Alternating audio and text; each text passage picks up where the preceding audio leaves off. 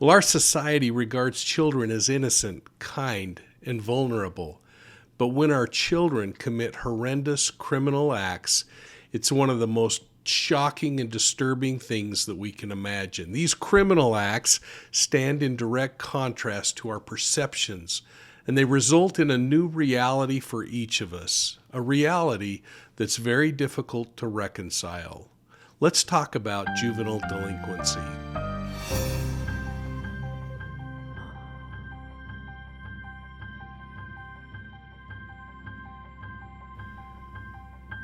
Welcome to Profiling Evil Academy, Season 3, and this episode on juvenile delinquency. Now, if you're one of my university students, welcome back. If you're one of our Profiling Evil channel members, thanks so much for your financial support.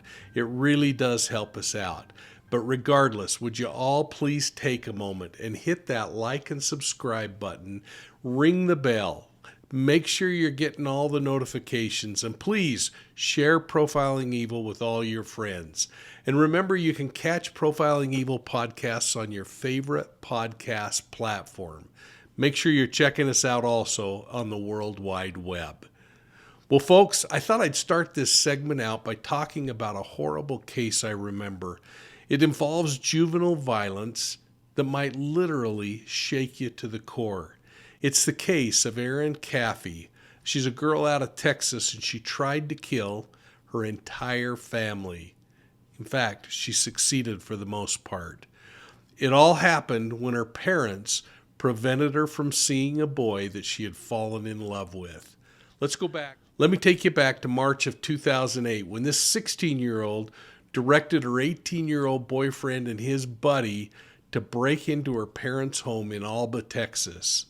By the time these predators left, 2 children, Erin's siblings, their mother, were dead. The father was the only survivor, and he was shot multiple times before intruders left the house, setting it on fire. Now, of course, the 16-year-old who planned it all was alive and well, sitting in the car out front, watching the event unfold.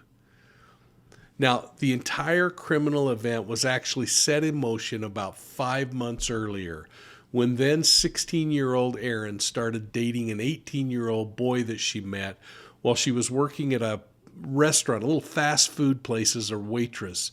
She was only working part-time, and like many of these relationships, things moved quickly, and before long, the pair started talking about marriage.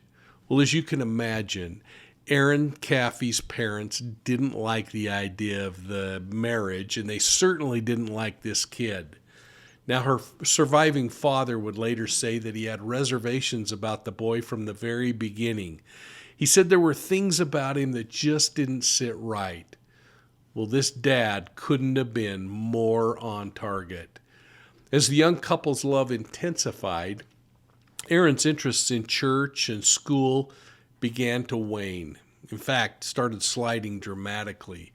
Erin's parents researched the boy online and learned that he was a pretty troubled kid. His posts on social media were filled with sexual innuendos, and he was always talking about drinking alcohol.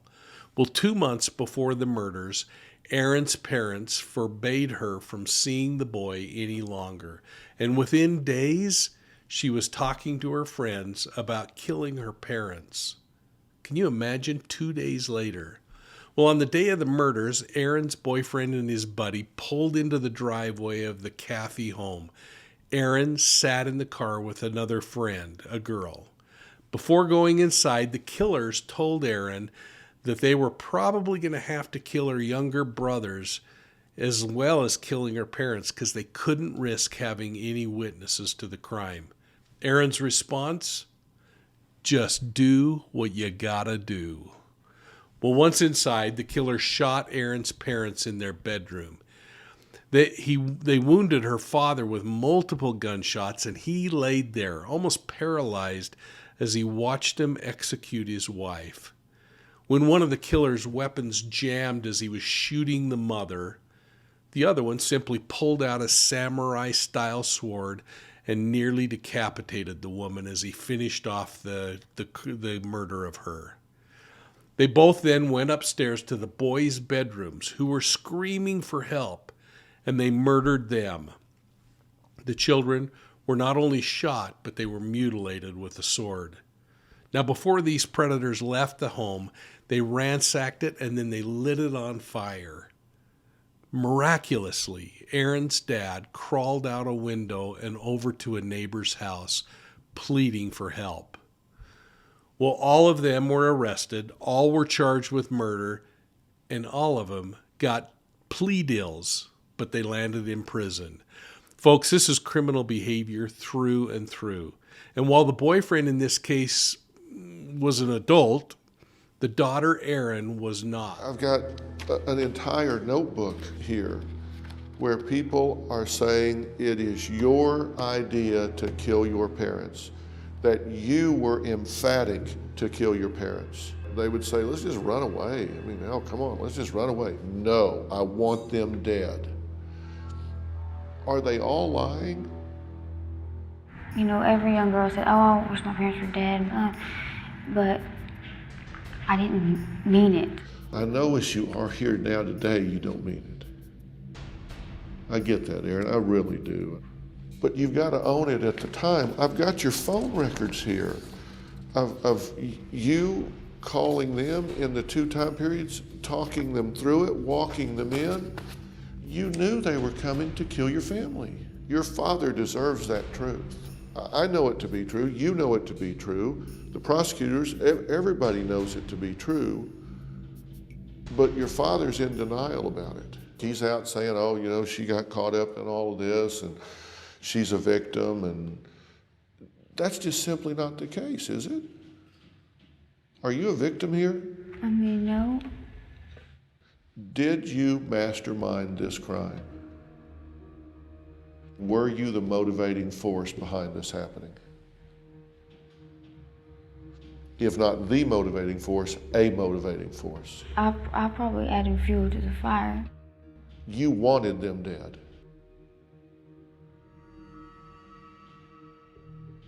Tell me what you're thinking. I wasn't thinking that night. I mean, I wasn't like mad at them or anything like that. I feel like it just happened. You got tired of them bickering and said, just do it. Is that true? I'm sorry? Yes. You gave the command, just do it. You've got to be honest with yourself. You have to be honest with your father. If you do, then you can forgive yourself. You can ask and accept his genuine forgiveness. You can't get genuine forgiveness embedded in a lie. You have to tell the truth. So as such, rather than being deemed a criminal, under U.S. law, she was changed to a delinquent, charged as a delinquent in the case. Now, some juveniles can be charged as adult in criminal cases, but in her case, she was charged as a juvenile delinquent.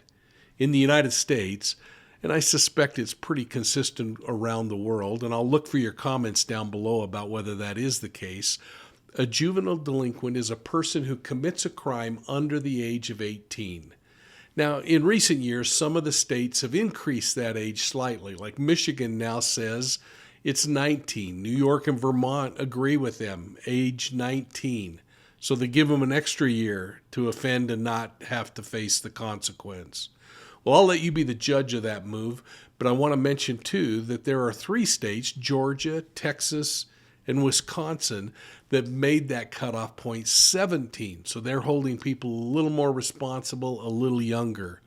And just as there are differences in the maximum age of juvenile delinquency, there are also minimum age ranges for children to be considered capable of delinquency. And that age varies between states. In some states, depending on the age or the seriousness of the crime, they can be deemed adults. So you might want to go back and check out what your state statute is, especially if you're a juvenile thinking about committing a crime. Well, there are a number of scholars who believe there's a marked increase in the number of arrests for youth charged with crimes like this. And they conclude that this is a reflection of a more aggressive criminal justice system than youth becoming angrier and meaner.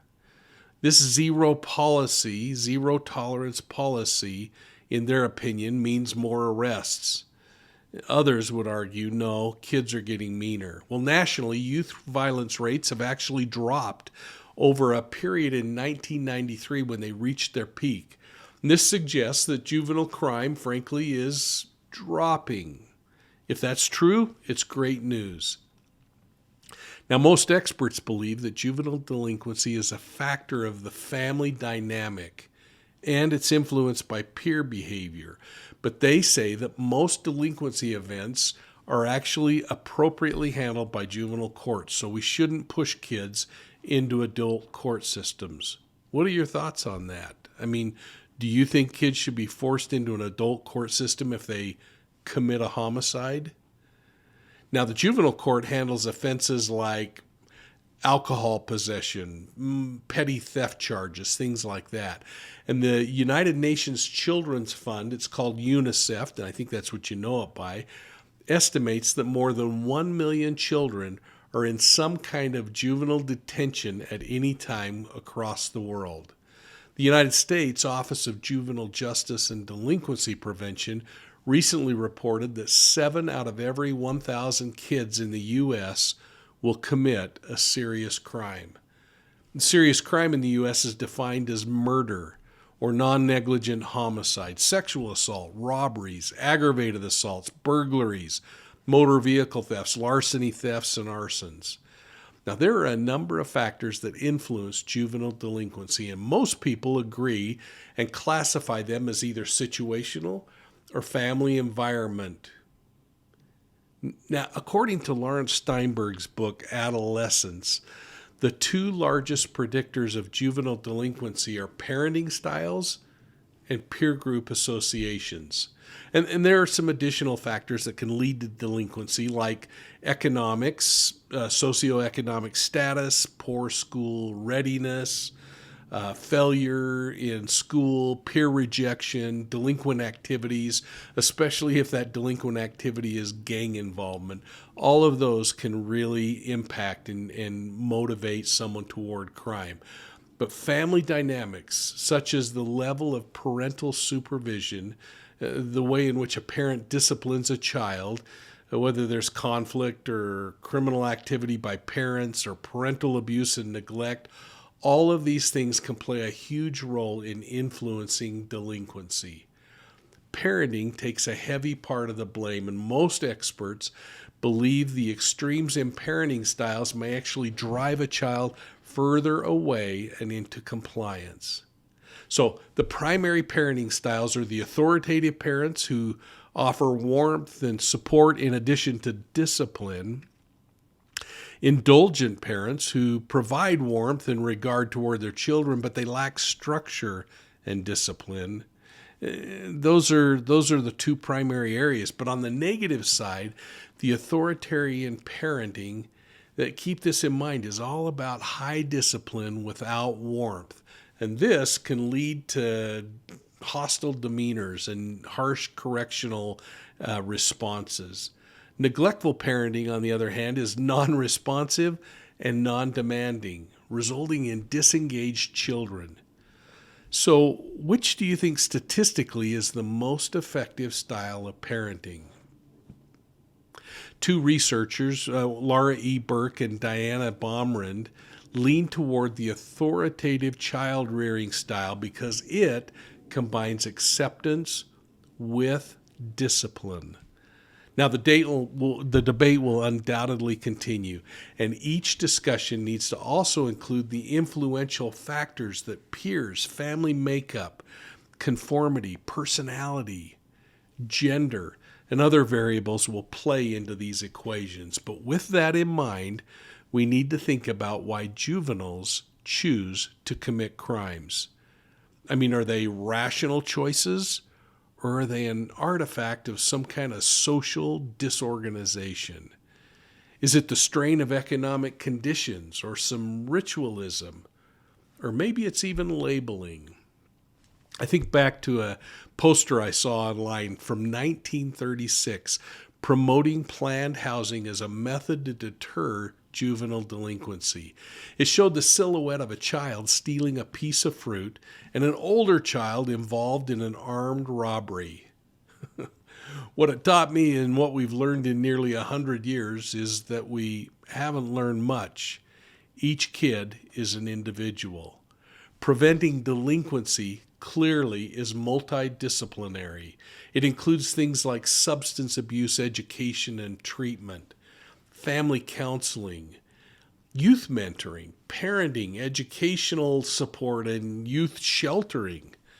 I'm going to be really interested if you could just take a moment, folks, and enter down below what your own personal experience was in regard to juvenile delinquency. It might be that you talk about you as a child, maybe one of your own children. It might be somebody that you know, but it's all going to be in your opinion, and I want to know what led to the poor choices. What changed the life of this young person and helped turn him into a productive member of society? Be careful in your exchange, especially remain sensitive to how painful this can be for some people. Represent your thoughts and feelings empathetically, and take time, folks, to respond to each other. You've been listening to Profiling Evil Academy Season 3, and this has been a great opportunity for us to take some time to talk about criminal behavior. Think about the things that you're learning, think about the things you're reading from your peers, and let's keep a constructive dialogue going. Let's see if together we can increase our overall understanding of aggression and personal criminal behaviors. Now, I hope that you're enjoying Season 3 and that you'll take a moment and hit that like and subscribe button, and please share Profiling Evil with your friends. And by all means, go to profilingevil.com and check out our website, or catch our podcasts on Profiling Evil on your favorite podcast platform. Well, thanks again for supporting Profiling Evil, and we'll see you all soon at the next crime scene.